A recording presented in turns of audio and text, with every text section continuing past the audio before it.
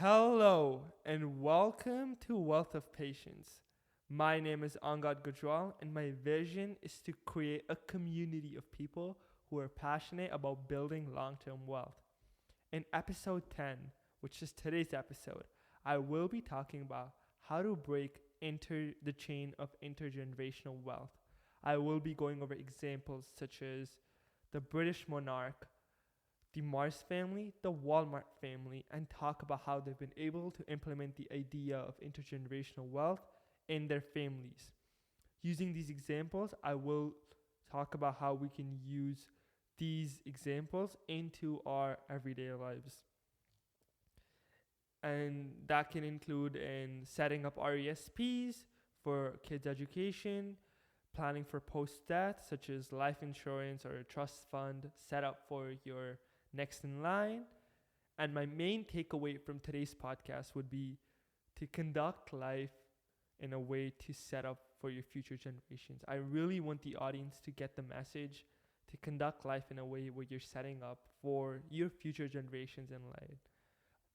And without further ado, let's get started. So, what is intergenerational wealth? Intergenerational wealth basically means passing on assets from one generation to the next.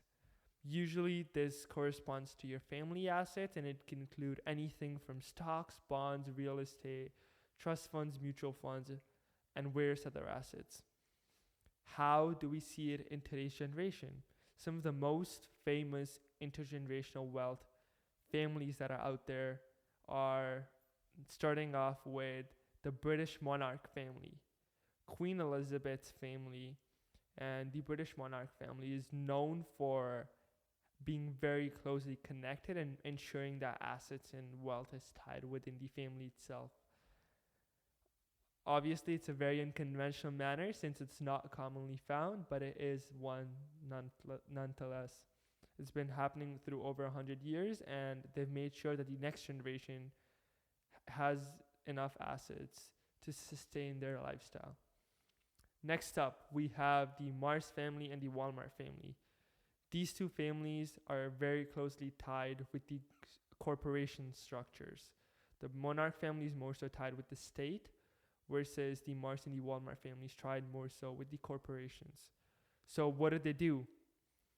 The Mars family is notorious for being extremely private. I have a friend who works for the Mars company, and she's told me about how it's very hard to leak their information because they have to sign so many confidentiality documents, even for an intern. So they ensure that all their assets stay within the family, and the way the Mars family is able to do so is by making sure that their children have enough shares in the company so that they don't lose ownership of the company through the generations to come. Let's talk about the Walmart family since it's very similar. The Walmart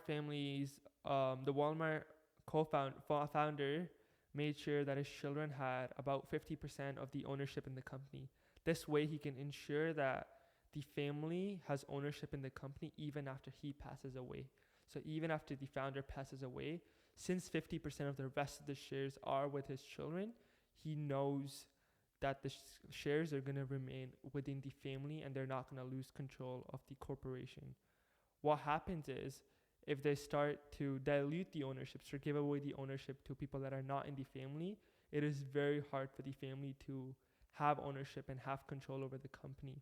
And he's set his not only himself, but his kids really well by following this structure, because they've been able to build a massive empire and ensure that people have it within them, or ensure that his family has it within them.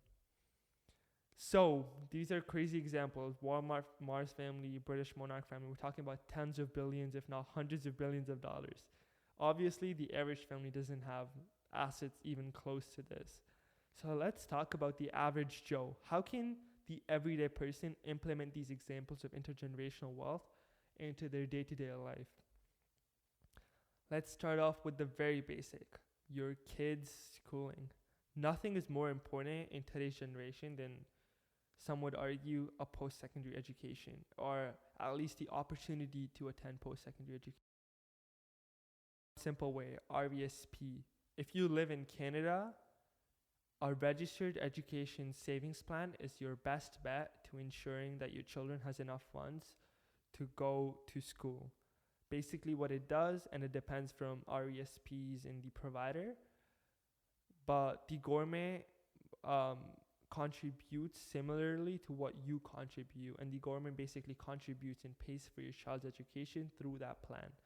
Also, since it's only $100 to $200 a month, it is a lot more convenient for people to put away than putting away $10,000 in one go, which is approximately a year of college tuition.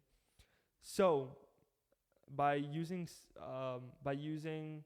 methods such as the RESP in countries such as Canada, parents can really ensure that their children are able to attend post-secondary education and ensure that their money is working for them, since the government is also paying in through that.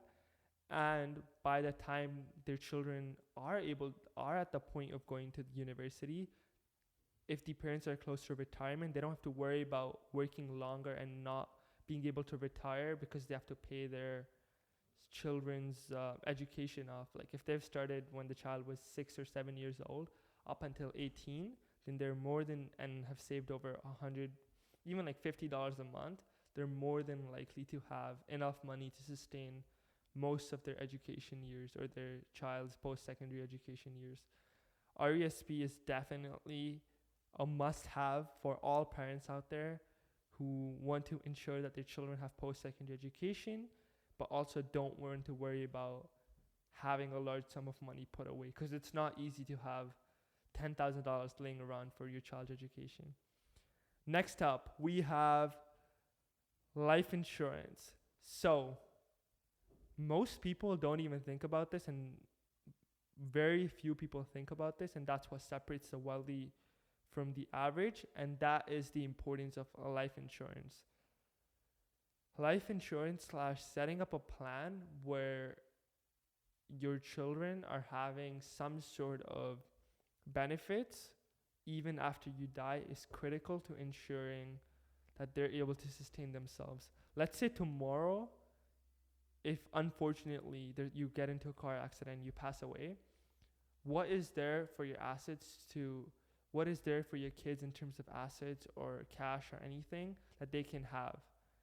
If the answer is nothing or not a lot, then there needs to be a change in plans, right? And there needs to be an implementation of a life insurance policy.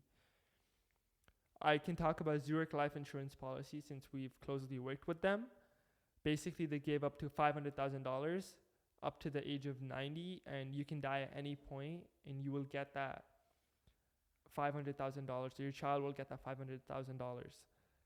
Obviously, since it is a larger amount, it's going to be a higher monthly cost. But whatever fits your budget, whatever it is, do your own research about life insurance policies. But it is important in your late 20s, throughout your 30s, and your 40s, 50s to have a continuous life insurance policy that's being deducted every month, and you're paying monthly premiums such as $50, $100 towards it, and you can utilize towards giving away towards your children. I hope this podcast was super useful and you were able to gain a lot of insight about how intergenerational wealth is, the examples in today's society, how you can implement it specifically in your kids and life insurance policies. Obviously, another point that I haven't mentioned, but we've talked about it throughout all my other podcasts, is the importance of stocks, real estate, bonds, all these other asset classes that you can obviously give away to your children. But I wanted to focus on life insurance and RBSP because we haven't touched on that before. I really want you to start thinking about whether you're most of my audience is between 23 to 27. So I really want you to start thinking about the importance of setting up a RESP or a life insurance policy. And thank you for listening to Wealth of Patience. See you.